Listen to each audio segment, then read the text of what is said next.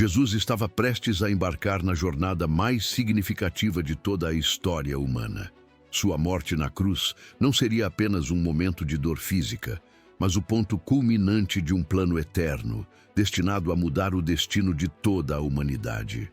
No entanto, a viagem até a cruz não foi fácil. Ela começou com uma luta interna, uma decisão que exigia não apenas coragem, mas também uma entrega total à vontade de Deus.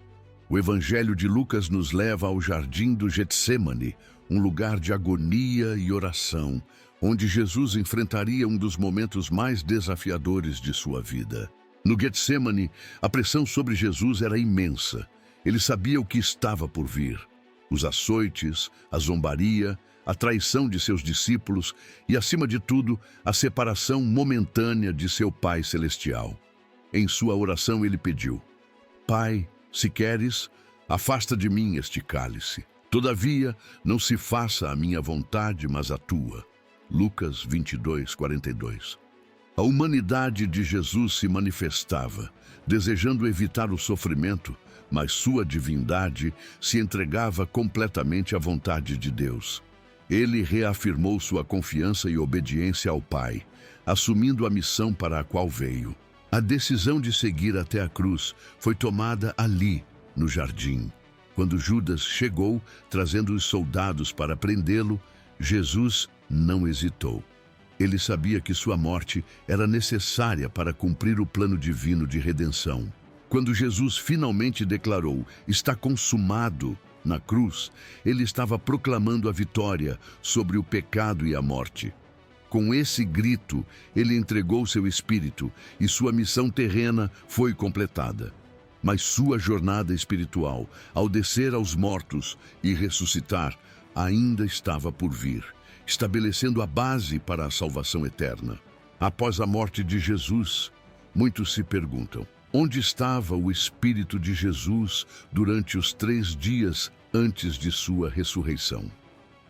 Foi um período de silêncio e mistério, onde o corpo de Jesus repousava no túmulo, mas o seu espírito estava em movimento, cumprindo uma missão espiritual além da compreensão humana. A Bíblia não nos dá todos os detalhes, mas há uma referência intrigante em 1 Pedro 3:18-21, que lança luz sobre o destino do Espírito de Jesus. Esses versículos falam de uma ação surpreendente e muitas vezes debatida. Jesus pregou aos espíritos em prisão. Mas quem são esses espíritos? Pedro explica que foram os desobedientes nos tempos de Noé, aqueles que rejeitaram a mensagem de Deus enquanto a arca estava sendo construída. Essas almas estavam aprisionadas, aguardando o julgamento de Deus. A ideia de que Jesus desceu ao mundo dos mortos, ou Hades, não é uma noção de sofrimento, mas uma missão de proclamar sua vitória sobre o mal. Ele não foi até lá para sofrer, mas para anunciar a sua autoridade e fazer uma declaração final sobre a derrota do pecado e da morte. A morte de Jesus na cruz foi um ato redentor, mas agora ele estava cumprindo outra parte de seu plano: trazer a mensagem de salvação àqueles que haviam morrido, que estavam em prisão, aguardando o cumprimento das promessas divinas. Essa visita ao mundo dos mortos mostra a abrangência do sacrifício de Jesus, sua vitória, que não se limitou ao mundo dos vivos, mas também alcançou as sombras da morte, oferecendo a salvação até aos mais perdidos. Ele não deixou ninguém para trás, pois sua missão de redimir a humanidade se estendeu além da cruz e do túmulo. Em Filipenses 2:10, encontramos uma declaração poderosa e profunda sobre a autoridade absoluta de Jesus. Ao nome de Jesus, todo joelho se dobre, no céu, na terra e debaixo da terra. Essa passagem revela que a autoridade de Cristo não é limitada ao mundo dos vivos, mas se estende ao reino dos mortos e ao próprio inferno. Ela nos lembra que não importa onde, em que plano de existência, todos devem reconhecer a supremacia de Jesus, seja nos céus, na terra ou nos abismos profundos da morte. Jesus não é apenas o Senhor da vida, mas também da morte. Ele tem autoridade sobre o que acontece depois que a vida terrena chega ao fim. Essa soberania sobre a morte e o inferno é confirmada em Apocalipse 1:18, onde Cristo declara: Eu sou aquele que vive. Estive morto, mas agora estou vivo para todo sempre e tenho as chaves da morte e do Hades. As chaves simbolizam o controle completo de Jesus sobre o domínio da morte e do inferno. Ele tem o poder de abrir ou fechar as portas da morte, decidindo quem vive e quem parte. Essa autoridade é a base da esperança cristã, pois ao ressuscitar, Jesus derrotou a morte de uma vez por todas, garantindo vida eterna para todos os que creem nele. O poder de Cristo sobre o inferno e a morte nos dá confiança de que, mesmo diante das trevas, sua vitória é definitiva e eterna. Em 1 Pedro 3, 18, 20, somos levados a um momento intrigante e profundo na jornada de Jesus após sua morte, mas antes de sua ressurreição. O apóstolo Pedro descreve Jesus pregando aos espíritos em prisão, uma referência àqueles que foram desobedientes nos tempos de Noé. Mas o que exatamente significa essa pregação e qual é o propósito dela? Primeiramente, é importante entender que essa pregação não foi um ato de salvação para aqueles espíritos. Não se tratava de uma segunda chance, mas de uma proclamação da vitória de Cristo sobre o mal. Jesus desceu ao mundo dos mortos para declarar sua soberania e autoridade sobre todos os poderes, incluindo aqueles que haviam se rebelado contra Deus no passado. Ele não foi lá para sofrer, mas para anunciar sua vitória definitiva sobre as forças malignas. Essa ação mostra a extensão da vitória de Jesus. Ele não só derrotou o pecado e a morte na cruz, mas também proclamou de forma clara e poderosa que nenhuma força, nem mesmo as almas aprisionadas no Hades, pode desafiar seu domínio. A morte e a ressurreição de Jesus garantiram a derrota do mal, não apenas para os vivos, mas para toda a criação, incluindo aqueles que morreram antes dele. Esse evento reforça a verdade de que Cristo é Senhor de tudo, até das trevas e do inferno, e sua vitória sobre o mal é eterna. Se você está curtindo esse conteúdo, não se esqueça de se inscrever no canal, deixar seu like, comentar o que achou e ativar o sininho para não perder os próximos vídeos sobre a grandiosidade do sacrifício de Cristo.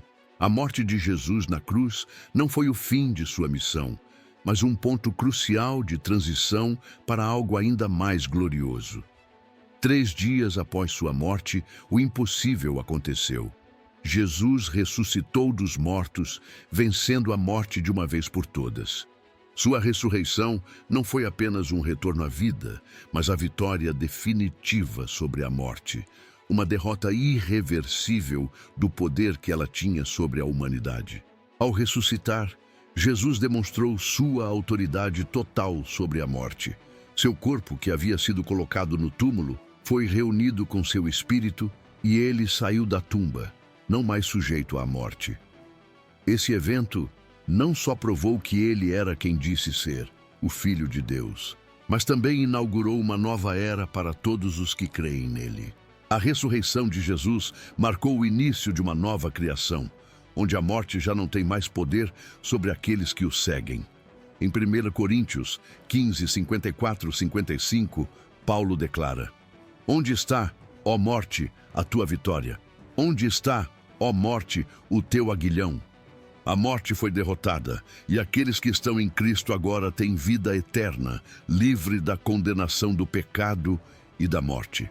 A ressurreição de Jesus é o fundamento da nossa esperança cristã, pois ela garante que, assim como ele ressuscitou, também nós ressuscitaremos para a vida eterna com ele.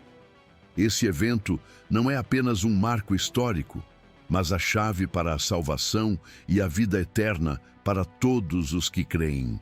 Após sua gloriosa ressurreição, Jesus não permaneceu na terra. Em um momento sublime, ele ascendeu aos céus diante de seus discípulos, sendo levado por uma nuvem até a presença do Pai. Atos 1, 9 e 11. Essa ascensão não foi o fim de sua missão, mas um passo fundamental na concretização da promessa que ele nos fez. Ele voltará. Jesus, agora à direita de Deus, reina com toda a autoridade celestial e continua intercedendo por aqueles que são seus. Ao deixar essa promessa, ele nos assegura que nos preparou um lugar eterno, um lar para todos os que o seguem e creem nele. A vida aqui é temporária, mas a vida eterna com Cristo é garantida. Ele nos chama para estar com Ele, não apenas fisicamente, mas também espiritualmente, num relacionamento eterno e perfeito, onde a dor, o sofrimento e a morte não mais existirão. No final, em seu retorno glorioso, todo joelho se dobrará e toda língua confessará que Jesus Cristo é o Senhor. Filipenses 2, 10, 11. Isso não será uma escolha, mas um reconhecimento universal da soberania de Cristo. Não importa se na terra ou sob a terra, todos, finalmente, se curvarão diante dele e reconhecerão sua supremacia e poder. A ressurreição de Jesus não apenas garantiu a nossa salvação, mas também abriu as portas para a vida eterna. Ele venceu a morte e o pecado e agora espera-nos um futuro glorioso. Quando Cristo voltar, estaremos com ele para sempre, vivendo na presença daquele que venceu todas as coisas. A promessa é clara: para todos os que creem em Cristo, a morte não tem a última palavra. Ele é o caminho, a verdade e a vida.